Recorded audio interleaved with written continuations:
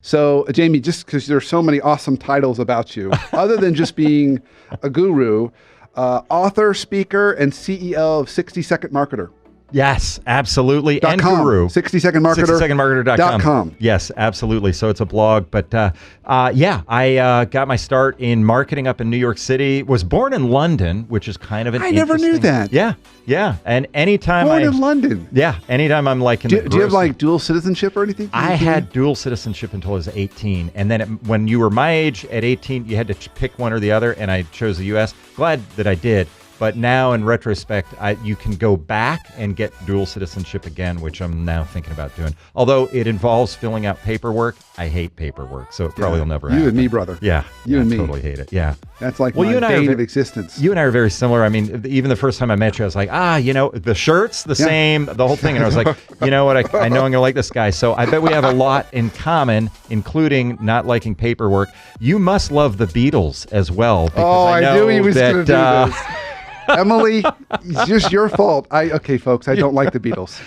I don't like the Beatles. Mind-boggling. It is just crazy. I don't like the Beatles. You're the only person on the planet who doesn't like the Beatles. Oh. When the Beatles come on the radio or anything else I'm listening to, change the channel. That is just the channel. Weird. That is just so weird. I just can't believe. We all have our quirks. Oh boy, yeah. I'm proud of that one though. Okay, so. Born in London, New York, marketing. Yeah. And then how did that turn into all the cool stuff you do today? Like, you're a speaker, you're an author, you teach at a couple of universities and various things. Yeah. How did that evolve? So one of the things we might talk about is I have and have had ADHD, so I've got a ton of energy.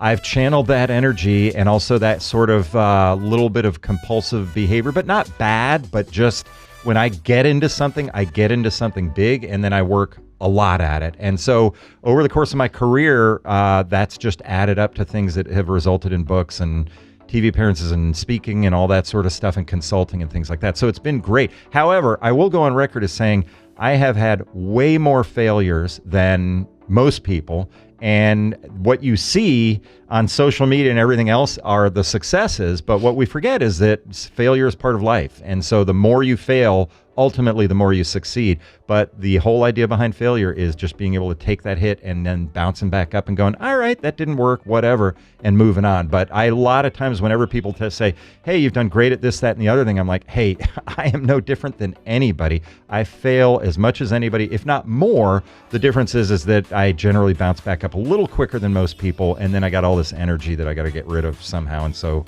it ends up coming out in the form of books and blogs and videos and things like that. That's a good reminder for all of us, though. Yeah. Both in terms of putting ourselves in those places of discomfort. Yeah. But also, when you see someone who's super successful, know that behind her or him, there's a lot of wreckage back there. A lot of wreckage. That's exactly right. People, we were talking before the show about, well, I put a whole bunch of money into this thing and it didn't quite work out. Right. And I've got all those stories too, where you try stuff. Yeah, absolutely. You just say, okay, well, I learned from that, and then let's move on into the next thing. Yeah, absolutely. In fact, I did a social media post, and it was one of the more popular ones I did. And here's what it was. I was in Milan. It was for a speech. It was Milan Fashion Week by chance. It just was happening at the same time I was there. So all these glitterati are there. All these beautiful people are there. They're walking around. And I get on the social media thing, and it's a video. And so I'm saying, here I'm in Milan. It's Beautiful People Week, all that sort of stuff. And I said, this is not reality. What you're remember seeing, that. Do you remember it? That. Yeah. And I'm like, this is not reality. What reality is sitting around on a Sunday night writing a blog post when you'd rather be spending time with your kids and all that sort of stuff.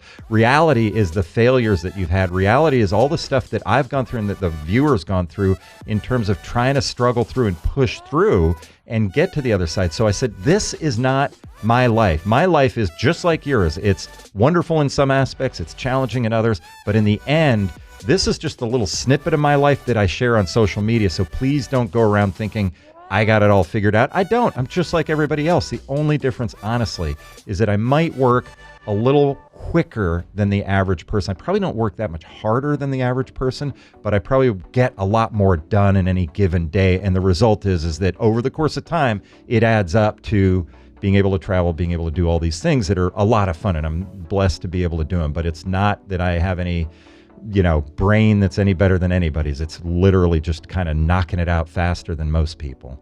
Yeah, I would say that I want to switch to our topic in a minute, but the one thing as you were talking, while I may not be a big Beatles fan, I am a really big baseball fan. And part of what I love about baseball is lots of numbers, lots of measurement happens in baseball. And part of what they do in baseball is they rank, so teams in your division, a lot of what correlates to winning and losing is run differential. So they'll say, all right, over the course of a season, how many runs did you score? How many runs did you give up? Yep. And the team with the biggest differential is typically the one who's on top of the division after 162 games. Yeah. And what's really interesting is at the end of the day, it all comes down to singles and walks. Oh, really? Yeah. Instead of grand slams and stuff like that. Wow. So people think in their career and life, it's like the big home run. I like it's just singles and walks. But you do it over a long period of time. Yeah. You're going to score more runs than anyone else. That is a great way to explain that. That's great. I love that. It's just put out some posts, try some stuff every day, every day. And you don't have to go for the big. Because I often see so many people that want the big grand slam in the ninth inning. Right. Well, that's sexy. Yeah. But that's really more luck than anything else. That's when something goes viral. Right. You can't really control that. You can't. But you can do singles and walks. Yeah. You can do that. That's fascinating. I love that.